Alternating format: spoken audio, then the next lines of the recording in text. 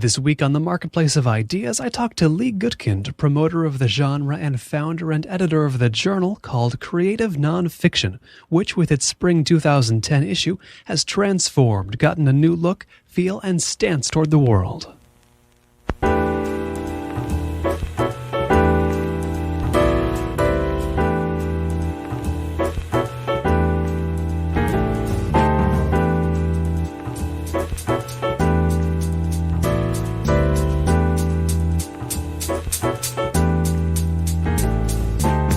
It's the Marketplace of Ideas. I'm Colin Marshall. Lee Gutkind was perhaps critically once dubbed the godfather of creative nonfiction by James Walcott in Vanity Fair, but his achievements in the genre go far beyond that. He's written and edited books and books of creative nonfiction.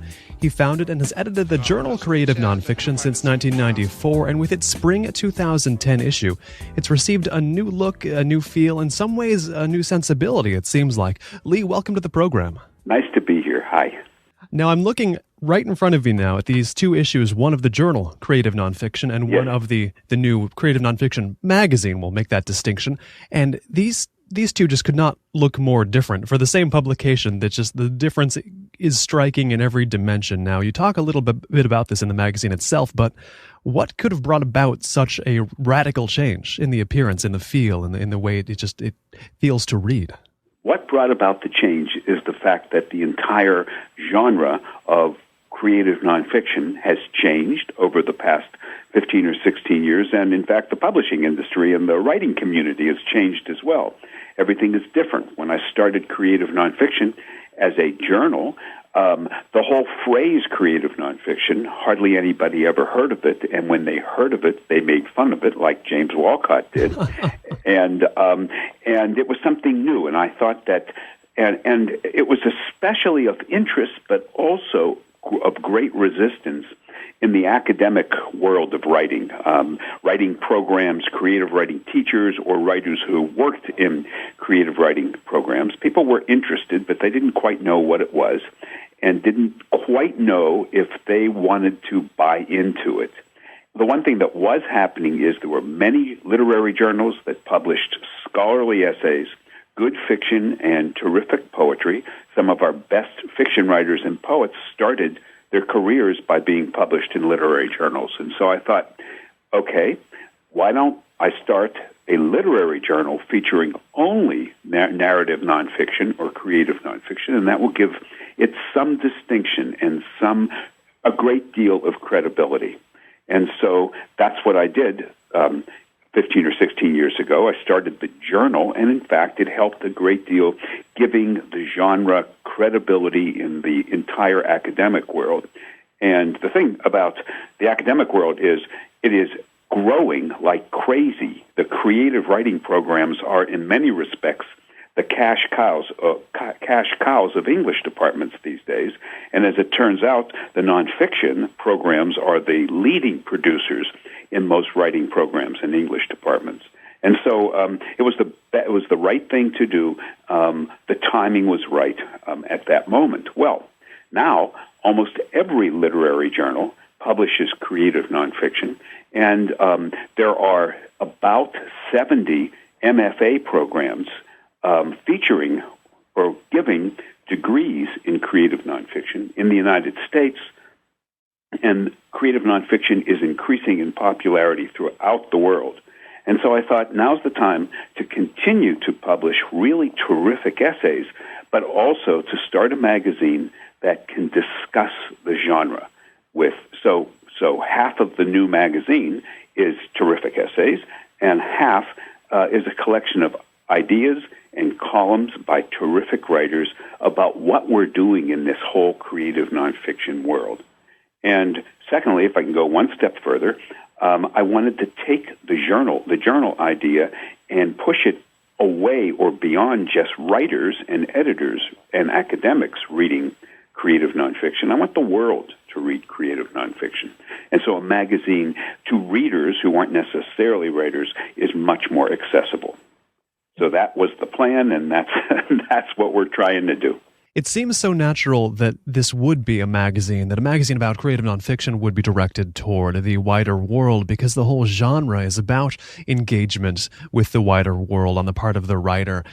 But it makes me think it's kind of strange to me to think that it ever was an academic journal. Do you know what I mean? It doesn't seem like a genre that is suitable to the kind of crowd that goes in for academic journals. I mean, of course, it obviously was, because you said it was successful. But do you understand what I mean? That it doesn't feel like a genre that should be necessarily in an academic publication? Well, I can answer that in two ways. One, I think you're absolutely right, which is why there was such, and in some respects, continues to be some resistance to the whole idea of creative nonfiction. I mean, creative nonfiction, some people think is just souped-up journalism, and journalism is something that most people in the academic world don't want to deal with and don't want to bother with.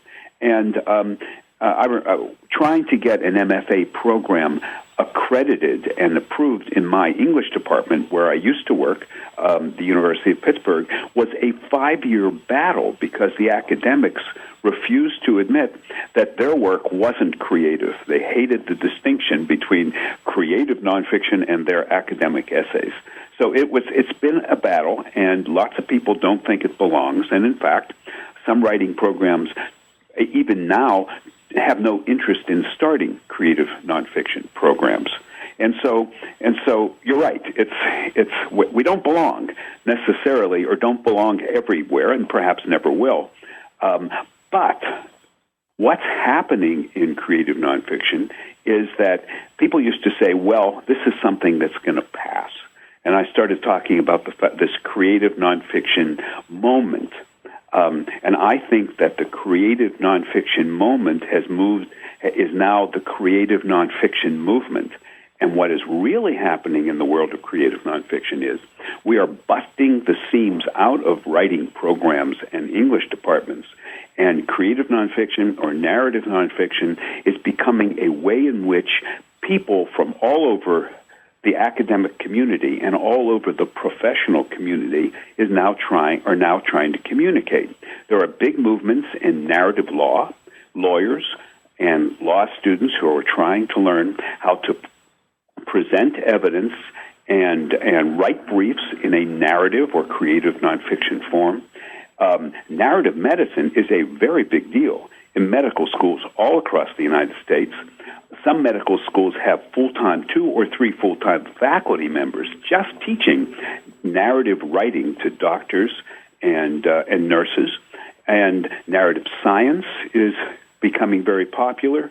So what's happening is people are beginning to see that it doesn't just belong in the English department writing program world, telling a story, which is what creative nonfiction is all about, but at the same time teaching readers or communicating to readers, providing readers information inside the story. That seems to be the big movement that's literally sweeping the world right now in the literary community and in other professions. Now, it seems like even if they don't know exactly what a rigorous definition of creative nonfiction would be, and maybe there isn't a totally rigorous one, but a reader, and not a journalist, not an academic, but just a reader, they'll know what creative nonfiction is kind of intuitively just by hearing the name of it. And I think just readers, they like creative nonfiction a lot. You can see it by all the success the genre has had that you talk about. And you've done so much advocacy for creative nonfiction. I mean, how much of this has just been trying to swing the academics and the journalists? Because it seems like the readers didn't have to be convinced; they got on board. Aren't you right? That's so true that the readers have been reading and loving creative nonfiction long before creative nonfiction was a phrase anyone ever acknowledged. But the battle has been to get other people aside from readers to acknowledge it, and it's been a fight. One thing that I think happened was that's kind of changed the perspective of people inside the writing and publishing community is that certain writers who were really respected in the literary world began to cross genres.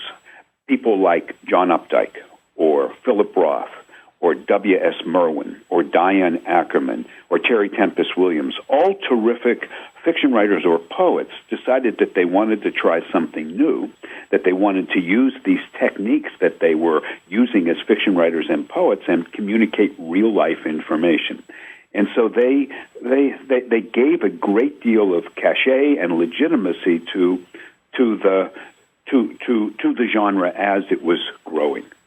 How much of your mission has been to, as well, not convince, but make writers aware that, no, this is something you can write too. You know, it's okay to write, to go between genres and to write in this one that may be more appealing to you and to your readers. I mean, how much convincing does that take for a writer?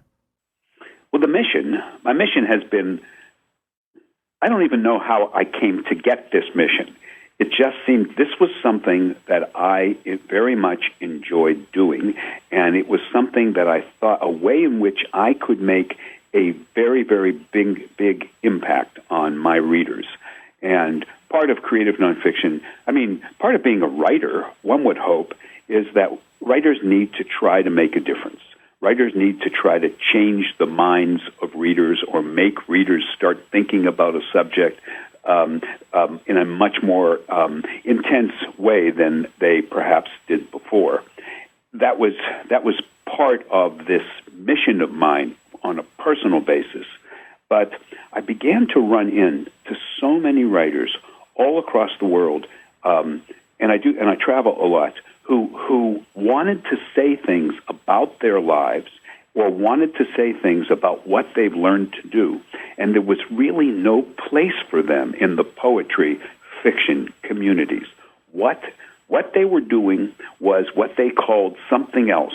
What they were doing didn't have a name. And I can't tell you how many letters and emails I got, and even now continue to get, even up until this week, from people saying, I never knew what I was doing before had any legitimacy whatsoever, but now I know it has a name. Now I know that there's an audience, and it's creative nonfiction.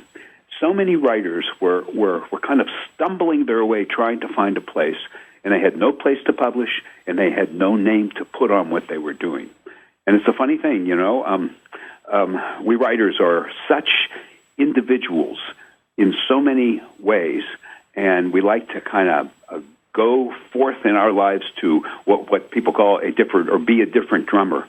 But the publishing world and the academic world end up to be so traditional that they need to find that they need to have a slot for you, a position for you. And if you don't have a position or a slot, if you're doing something that can't be cataloged in the library or sectioned off in a bookstore, you're in big trouble. Now, it makes sense that academia would have trouble, just because of the way they do things, have trouble accepting a new genre or a genre that's always been around perhaps, but one only recently defined. But publishing surprises me because the amount of enjoyment readers get from creative nonfiction and have gotten, you'd think would translate to demand for those books, for those magazines, which would translate to publishers getting a better bottom line, putting that stuff out, and yet they've still resisted. Well, I can say that if there's one bright light in the publishing world, in the dismal, terrible, depressing publishing world today, it is creative nonfiction or narrative nonfiction. Those books are, in fact, selling better than, much better than literary fiction or poetry. By the same token, as I said, the publishing industry, most of the trade presses today are still operating on a 1960s, 1970s, 1980 basis. Yeah. They're really very far behind what's happening in the publishing world and in the writing world today. So they're having trouble keeping up. But the bright light is, as I said, one, that there are popular books that are being written this way, and they are being supported, but also smaller presses. And this is really, when I talk about, when other people talk about what's happening in the publishing world, how terrible it is, it's absolutely true. It's really terrible. But the bright light is it's so terrible that small presses and university presses that were only publishing poetry and fiction or academic books before, are now moving into this creative nonfiction realm and doing very well, starting creative nonfiction book series and publishing memoir. It's a new world for a writer who wants to be published by a really good press. The difference, of course, is that there isn't any money anymore for a writer. It's very difficult for a writer to support herself or himself working for smaller presses. But we can get published, and we can get read, and this has happened almost exclusively because of the acknowledgement that creative nonfiction is something that there are readers out there for who want to read these books. Now, with this new issue, this radical redesign of creative nonfiction, the magazine, what sort of reactions have you gotten from subscribers who got this thing that's so different in their mailbox one day than what they'd been getting for perhaps the last 15 years? So far, it has been it's been very, very rewarding. I have to say that we held off sending these out to our subscribers until we notified people like you that we were doing this, and so just now. I would say this past 10 days, the magazines are hitting the mailboxes of our subscribers, and the news has been pretty good. People have liked this new look, one thing, and consider it to be much more readable and accessible. And two, they seem to like these articles that we're running, essays that we're running by really terrific writers about the genre. Like we have our columnists are Philip Lopez, Richard Rodriguez. We'll introduce a new column next time from Heidi Julovitz. And we have a very large feature on Dave Eggers talking about the writing of Zaytoun. And all of this is brand new, and it really kind of... Oh, and we have other things as well. For example, we have a feature on stunt writing, and which is almost an exclusively nonfiction thing to do. People like Gay Talese and George Plimpton, who kind of go out and experience things in the world, and that we all want to experience but never do, and write about it. And we have a long 4 or 5 page history of the genre, beginning at the most important point of the genre, which is when Creative Nonfiction, the journal, started publishing. And we're getting very, very strong responses to this new look and this new wrinkle. I think, it makes people, we're talking about the whole concept of legitimacy. And I think it makes people, this new look, the fact that we're now a magazine, we're making a statement, we're coming out. If you look at the cover of Creative Nonfiction, it says really big and bold, Creative Nonfiction. I think it really helps writers feel that the kinds of writers who write creative nonfiction, feel that they have a place in the world.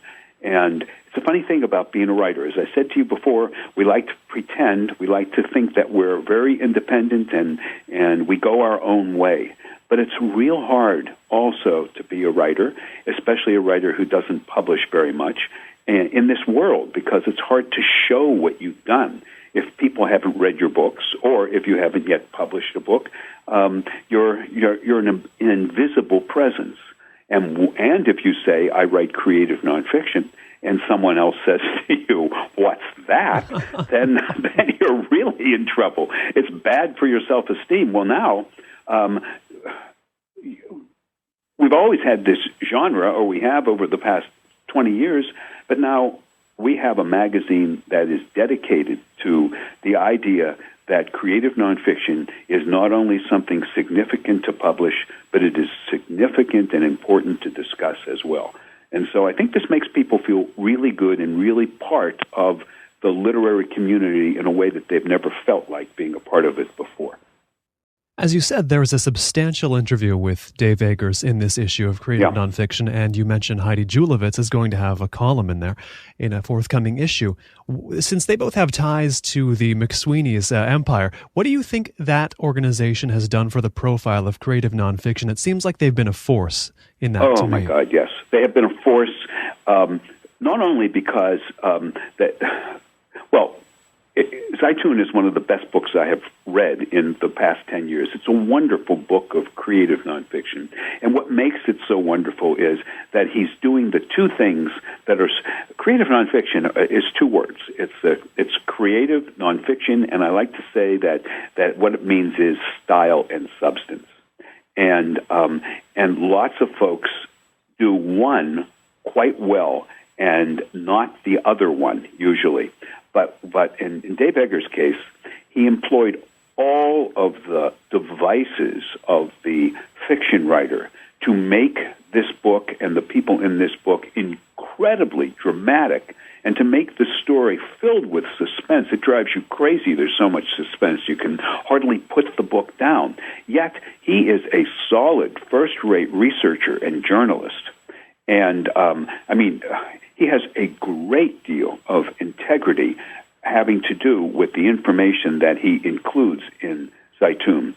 And so that's making his writing makes a statement, and the fact that he takes the proceeds of his work, takes the money and the resources that he has, and multiplies it, makes it work all through other publications and through writing centers across the United States.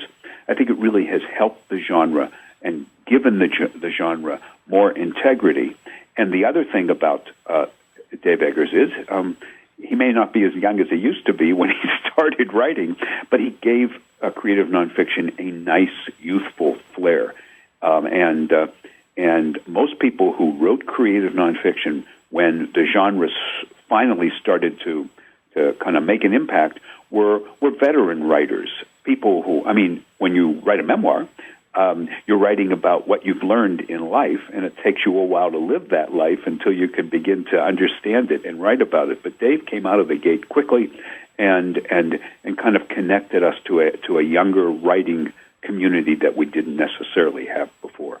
So it's been wonderful working with that organization, and we're not in any way financially affiliated, but they have been supportive of us, and we have certainly been supportive of them from the beginning. That is something I most certainly wanted to ask about, is not just on the part of McSweeneys, but the fact that a lot of what I do see, say, under 30 readers reading happens to be, I would think, something that falls, stuff that falls under the creative nonfiction genre heading. And I don't know if necessarily is creative nonfiction a genre that you think especially appeals to younger readers, or is it one that just doesn't have so much the boundaries as far as age of who should be reading this at what point in their lives, or writing it for that matter? Right, it doesn't have the bound, because creative nonfiction is the literature of reality. It's the literature of real life. And we all have experiences and ideas in different phases of our own evolution and existence, and it's important that we become writers and make that and make our statements when we feel we need to make our statement. And so I don't think that there is a boundary, or that there is a point at which creative nonfiction is recognized or read. Creative nonfiction is now being taught, and this is new, but is now being taught in middle schools and in high schools, because kids today especially are having a much more complicated and difficult world to adjust to in their homes and in their neighborhoods than ever before. And what better opportunity to think about it than to first give them the opportunity to write about it. And so more and more I hear from elementary school and high school teachers and community college teachers who are introducing the form and giving their students the opportunity to talk about their own life, the kind of life that often we're not really given privy to for a long time. And so, by the same token, creative nonfiction is also being embraced by an older population. There are many people who are retired, who have certain things they want to say about the lives they have led, and the things they want to do tomorrow, and more of those folks are turning to this memoir world to kind of make a connection with their families, their friends, and with the world at large. And you also have in here a column by Philip Lopez, who's been a guest on this show, whose work I very much enjoy, and he's one of those names I think of when I really think of who pops to mind in terms of working writers that you associate with that genre. Lopez is certainly a name that always pops up. He says going to be a column in every issue? Yes, he will. He's writing about the use of imagination in creative nonfiction, but he is going to be a regular columnist for us each issue. And I think it's really terrific. Someone like Philip understands the incredible challenges that the creative nonfiction writer faces. And in this particular column, he's talking about what we can, the line between what we can assume or imagine if we're going to maintain our integrity as writers, as researchers, which is what we certainly have to do as creative nonfiction writers. How much can we push this line between reality and imagination, or do we have to push the line at all? And so this is something that writers fight with constantly to kind of figure out. And here we have a veteran writer who has pushed this line and danced around the line for lots of years, and he's telling us what he thinks is acceptable and what isn't. And he also provides real-life examples from the students he's taught, and I think that's really important. And the third thing I want to touch on in the content of this new issue is another fellow who's been a guest on this program, just actually the other day recorded with him, David Shields, who has a book, Reality Hunger, that has just been so talked about recently, and seems to have really tapped into some part of the zeitgeist. Now, I'm interested to hear, obviously he's included in your magazine, so your opinion of what he's done must be at least reasonably positive, but do you consider the kind of form, the kind of sensibility for which he advocates to be another branch of creative nonfiction and kind of another way to advance the genre? Not necessarily. It's not as if I was crazy about what Dave did. I was really pleased that he was pushing the boundaries beyond what we think we should be doing. And he has created a great dialogue amongst writers and readers all across the United States. And it gives us the opportunity to be able to showcase what he's done, but also continue the dialogue. Continue to try to understand how revolutionary and how daring a writer can be, and when we go past the point where daring blends into nothingness. Oh, that's an interesting concept. I like that phrase. Now, would this be an example of specifically Shields' book? Would this be an example of something that is controversial within the world of creative nonfiction? I want to get an idea of what is. I don't necessarily think that we can call what Shields has done only creative nonfiction. He hasn't written a word. He's taken words from lots of other people and put it all together.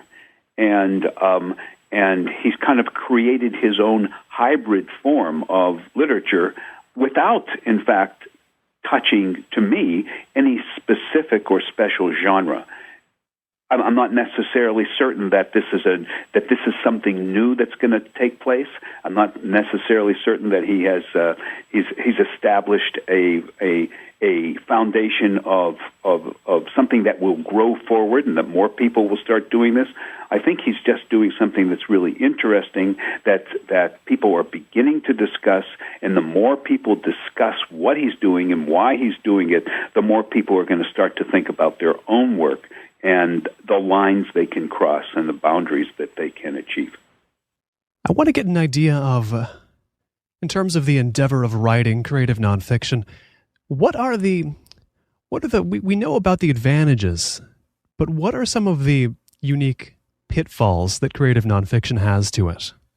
There are so many many pitfalls, or so many, let us say, challenges rather than pitfalls. Oh, yes. Again, this idea that we were talking about with Philip Lopez comes back to haunt us and help us at the same time. The idea is to take real life and to take information and to dramatize it so that people are reading and so people are learning what you want to tell them, no matter what subject you're dealing with, but they're learning it in a narrative form.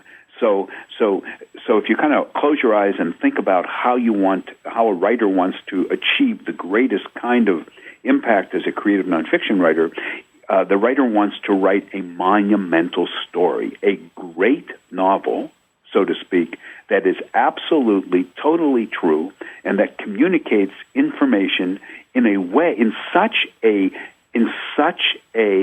positive and dramatic and cinematographic way that the reader is learning what the writer wants to tell her or tell him, and is in many respects not even aware of the knowledge they are gaining. And so that's the universal, the dream concept, the thing we really want to do more than anything. But at the same time, how do you dramatize? How do you make your work cinematographic without making something up or overly exaggerating a person's look, a person's feel, the way the weather is, the heat of the day? How do you do that without crossing a line, that gray line that goes from nonfiction to fiction? And so once you do that, you are not a nonfiction writer, you're a fiction writer. And once you do that and the reader is in any way aware of it, you have lost your credibility as a writer to that reader. And so the challenge is with you constantly to blend style and substance, to do it all at one time, but to not go over the line of style to lose your reader, or even of substance, because if it's too much substance and not enough style, there is the challenge of the difficulty of boring the reader, making the reader think you're trying to teach them something, and therefore losing some of those readers as well. So that is a big challenge, and that could be a pitfall. And the other thing that I think about a lot is what our responsibilities are to the people about whom we are writing. Because they're defenseless, they're innocent witnesses, they're innocent victims, or they could be, of the kinds of stories that we're telling. Rather than whether we're writing this creative nonfiction about somebody else, or creative nonfiction, memoir-oriented creative nonfiction about our own lives. And so there are lots of things we can say about how we feel and how we respond to other people. But that other person who is in the room, about whom you are talking, is totally unaware of what you're doing and totally defenseless about what you're saying, unless he or she wants to write a book in defiance of your book. And so you're constantly trying, again, to walk a line of fairness and say what you feel and think without hurting anyone else. And those are the two challenges that, to me, are constantly on my mind as I work on my own books. If you've just tuned in, this is the Marketplace of Ideas. I'm Colin Marshall. You can find our complete interview archive at colinmarshallradio.com, which is where all of our other website stuff is as well. My guest is Lee Gutkind, promoter of the creative nonfiction genre and founder and editor of the journal Creative Nonfiction, which with its current issue, spring 2010, has undergone a transformation to more of a magazine sensibility, a new look, feel, and stance toward the world. Now, these two challenges sound like they're ones that you never fully find the answer to. You never find a cut and dried way around. They're ever present no matter how much creative nonfiction you write. And that, I suppose, is that also, are they also two of the appealing qualities of writing in the genre, because you always have this challenge to face down, because they never become boring, they never become solved? Well, and that's why I didn't want to call it a pitfall. I wanted to call it a challenge. Right. Because, in fact, that's the great challenge of the genre, doing it.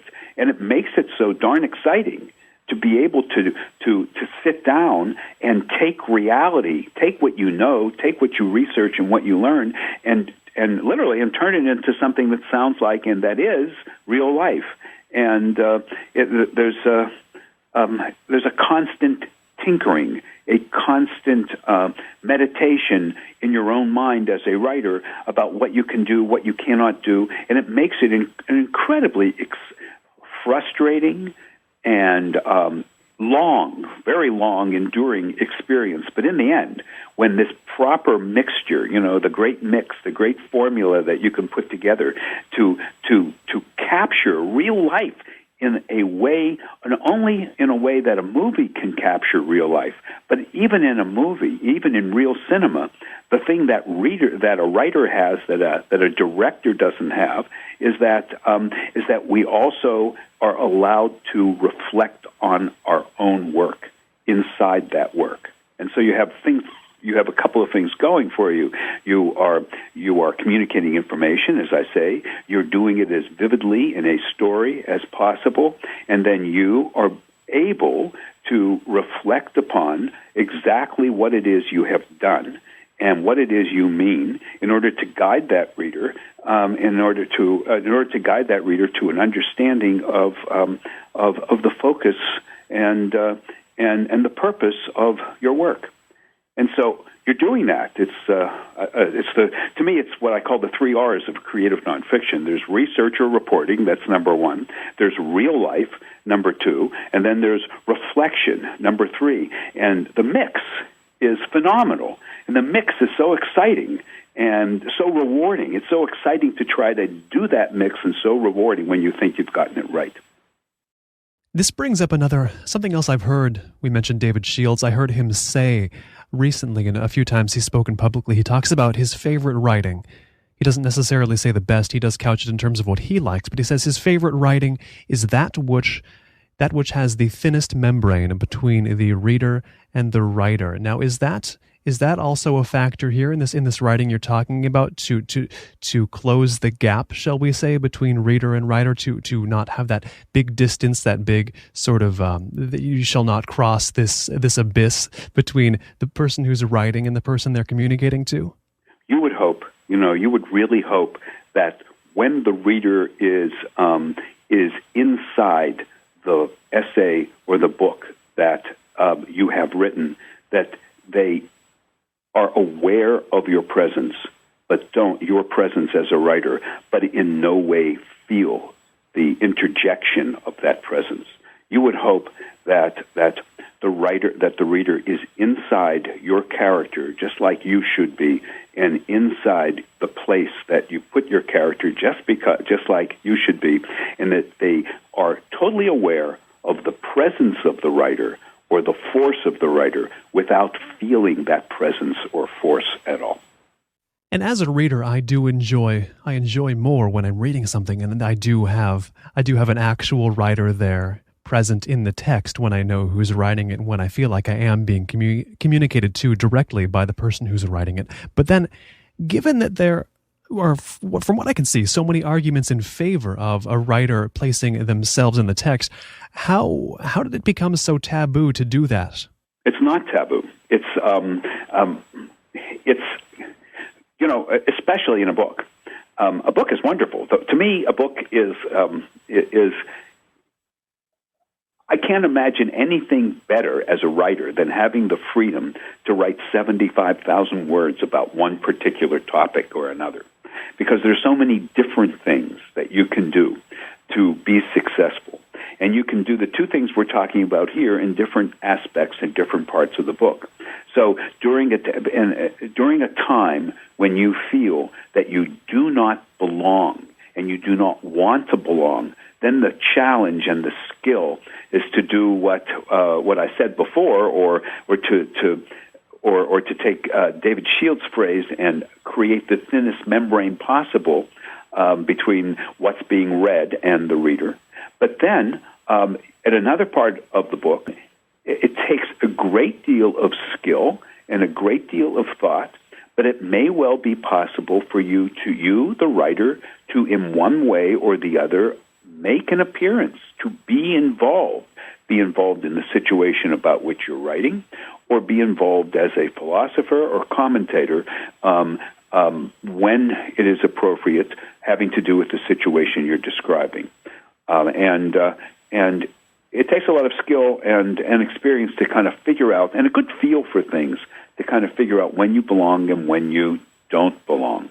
One of my favorite writers, John McPhee, has bragged that he's often written the book that he points to from time to time is The Curve of Binding Energy, and he says that he doesn't use the word I. I'm kind of trying to remember the figure he gave me, and I could be wrong, but he doesn't use the word I in relation to himself in that book until around the 37,000th word. So he's been able to communicate and vividly draw a picture of his world without involving himself, but when he does involve himself, his presence makes a statement. Now, the taboo was probably the wrong word for me to use to describe the way that it sometimes gets thought about how one should use or should not use oneself in one's writing. Because, see, I'm sure it was the case when you were coming up in school, and it was the case when I did, that you'd always hear English teachers say, you're writing this essay, you can't use the word you, and you can't use the word I. And a lot of people, that hard and fast rule has stuck in their minds as kind of what proper writing does in some sense. But really, and from what you've just said about John McPhee, and I think of a book like In Cold Blood, Capote, you can have yourself present in a book and never use the word I. You don't need that word to be in the book as the writer, correct? Oh, totally. And Capote is the perfect example that you gave, because in Cold Blood, Capote's presence is there every step of the way, and you feel him from page 1 through the end. Certain places you really feel him. In certain places, he makes himself felt. He goes out of the way to make himself felt without referring to himself directly at all. It's quite skillful, and that's a perfect example of style and substance, reporting in real life, and also influencing and guiding a reader without making yourself obviously known. And the interesting thing there is, you'll know about this better than I would, but did Capote not sort of pitch the book as his effort of having cut himself completely out of it? Yes, he did. But egoistic maniac that he was, he had his own way of putting himself in. You've talked about creative nonfiction. You've written about it elsewhere as being not just a genre, not just a movement, but a way of life. And you've written about your own journey as a writer, where you've initially, if I have this correct, had ideas about wanting to write novels, but then discovered something you preferred in creative nonfiction. Now, what was the impetus to put off the fiction writing in favor of what has become your life? I wanted to experience life in a way that being a fiction writer would not allow me to easily experience it. I wanted to, and I did for my first creative nonfiction book, I wanted to jump on my motorcycle and I wanted to ride.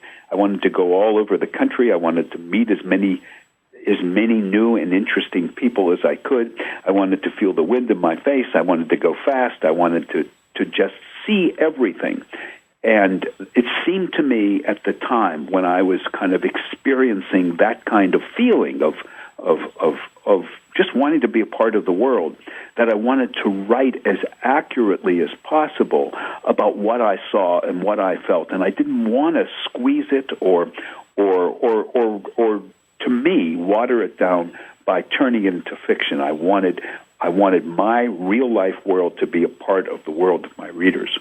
And that became that, and I wanted to feel like a fiction writer in many respects, which is how this whole thing came about. I wanted to have these experiences, and then I wanted to write about them so that people would read them with the relish, and I hope that they do, that they read fiction.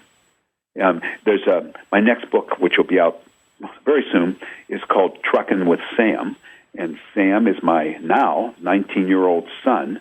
And we had a number of conversations about how, when he was 12, about how to live life, and we read we listened to a lot of music, and we got particularly interested in the Truckin song, the Grateful Dead's Truckin song.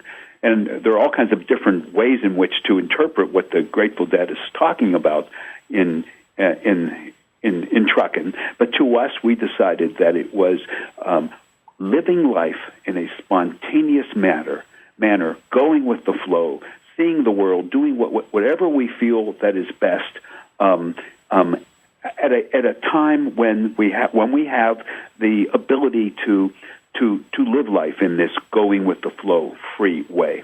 And so every summer we decided, from the time, as I said, Sam is now 19, but from the time he was 12 on, we went trucking for a couple of months in the summer. And we tried to be as spontaneous as we could. We went all over the world. The Truckin came both from the Truckin song and also from the fact that our first 3 summers were traveling around the country in a pickup truck, of just being spontaneous about the kind of life we wanted to lead. And to me, that was, to me, the most exciting thing I've ever done on my own when I started out that world, and then with my son, who was trying to experience this feeling of living life in a free way, and but also understanding that there's structure and formula in real life, because he wrote this book with me. And so Truckin with Sam, which will be out really soon, is a book about being a father. I happen to be an older than most father, what people call an old new dad, and communicating with my son, but also kind of talking to him about the way in which people live. And so I wrote part of it, and he wrote part of it, and it, to me, it's the combination of what I have always dreamed about in this world of creative nonfiction: living a life of spontaneity, living a life of responsibility, which is being a good dad, and also writing your heart out. How did it come together in your mind? When did these experiences come together in your mind to the point where you said to yourself, this could be a work of creative nonfiction, this could be a book? You mean with my son? Exactly. Those set of experiences that you've finished and they're about to come out as a book. When did you know they could make one? How could it not be? I mean, first of all, my life, I lived the writing life. Lots of writers do, but the writing life is not only the creative nonfiction way of life is writing and experiencing, but the writing life is writing. I get up every day. And I have been getting up every day my entire life at 5 o'clock in the morning. And there's nothing else I can do. And lots of other writers feel the same way. Maybe not about 5 in the morning, but writing on a regular schedule every single day. And so no matter how much trucking we did, I got up and I wrote and about our experiences, because that was what was most on my mind. And I don't know, if you're a creative nonfiction writer, then everything you do, your whole world, I mean, literally your whole world and your whole being has to do in one way or the other with what it is you're going to write and with writing itself. Whether you're on an assignment and writing a book about something specific, or just living a life, you could be writing 2 or 3 different things at the same time. A more public kind of creative nonfiction, like writing about football or writing about religion, and a personal kind of creative nonfiction, which is capturing your own life. And so it became a book immediately. The moment we started trucking, it could never not be a book. Maybe it would be a book that wouldn't be published, but it could never not be a book. And Sam went along with me and decided that he would try to write as well. Now, how true would it be for me to say that, in fact, the question that I asked was in some sense wrong, that you can't ask someone who's living the creative nonfiction life, when did X set of experiences, when did you know they could be a book? Because the life and the writing become so intertwined, and perhaps this is just what you said, but paraphrased, that really they're so commingled that one never becomes material for the other, because they're just in this sort of loop, this kind of feedback loop. I don't think it was a wrong-headed question. I think it was a right question, because because we're working on two levels here. There's the creative nonfiction world about which you're writing and for which you may not get rewarded. That is to say, you may not get paid. And then there's the creative nonfiction world that you have to live, which is also often very exciting, and that allows you to make a living. And I think I referred to that as the difference between personal creative nonfiction and public creative nonfiction. The public kind has to do, well, I've written lots of books. I've traveled around the country on a motorcycle, as you know. I've traveled with a crew of National League Baseball umpires and wrote about their lives. I spent 4 intense, very difficult years in the whole world of organ transplantation, and tried to look at this transplant world through the eyes of all of the actors. I've jetted through the night on organ donor runs. I've probably seen, without exaggeration, 250 or 300 liver or heart or kidney transplants from very close up. I've done all those things, and that is part of a creative nonfiction writer's world. But it's a world that is assigned, and it's a world that I chose to capture because that's part of my business. That's part of what I do to make a living. But then there's this personal kind of creative nonfiction. And I don't think most writers sit down and say, okay, I'm going to write a memoir. I think that the memoir starts to write itself in their own minds, whether they're doing one thing, something else or not, and it begins to appear not just in their mind, but on the page. And as that memoir begins to build on a page, it becomes what they're doing. It becomes the book. And so this is what, to me, is so incredibly exciting and interesting about this creative nonfiction way of life, that you can be doing this as a profession and interacting with incredible people and experiencing all kinds of things that you wouldn't necessarily ever have the opportunity to experience on the one hand, and making somewhat of a living from that. And on the other hand, you're totally out of control in a sense that your life is also creative nonfiction. And sooner or later, it will appear in your mind and on the page in that way. And from reading your magazine, from reading your books, and from talking to you, I get in the mindset. I start thinking to myself, well, of course, there's so many advantages. Why would you want to write in another genre? Why would you want to read another genre? The argument for creative nonfiction, from where I stand right now, seems so airtight. But then I realize I read other genres as well. But I want to ask you then, given that you've been such an advocate for creative nonfiction, you live creative nonfiction, and it seems like you would not want to write anything else. Well, first of all, should I ask, do you ever have inclinations to write anything else? Oh, someday I want to write a play. Oh, really? Yes. Why a play? Because I want to be in it. Really? You want to get on the stage? I would love to. Talking about a new experience and an incredibly challenging experience, to be able to capture, to be able to write something only with dialogue, only with words, and not rely on the reflective aspect, not rely on the descriptive aspect, but to do something powerful and impactful and important just with words, just with dialogue. That seems to me to be a great special challenge, and to be part of that. That's the creative nonfiction way of life. Not only do you write a play, you're in it. And now that is so great, because you describe how you want to write in another form, but then that wanting to do that in its own sense is an aspect of the creative nonfiction mindset, getting a new experience, putting yourself into someplace outside, quote unquote, the comfort zone. Even your desire to go to another form kind of springs from your experiences in one form, in the form of creative nonfiction, then, right? That's right. It's all part of the way I think we as creative nonfiction writers can live. The name of the magazine, once again, is Creative Nonfiction, and the book out next month is Truckin with Sam. Lee Gutkind, thanks so much for taking the time to come on the program. It's been terrific to talk with you. Thank you. If you'd like to find out more about Lee Gutkind and Creative Nonfiction, visit Lee Gutkind, LeeGutkind.com or creativenonfiction.org. This has been the Marketplace of Ideas. I've been Colin Marshall. Our website is available at colinmarshallradio.com.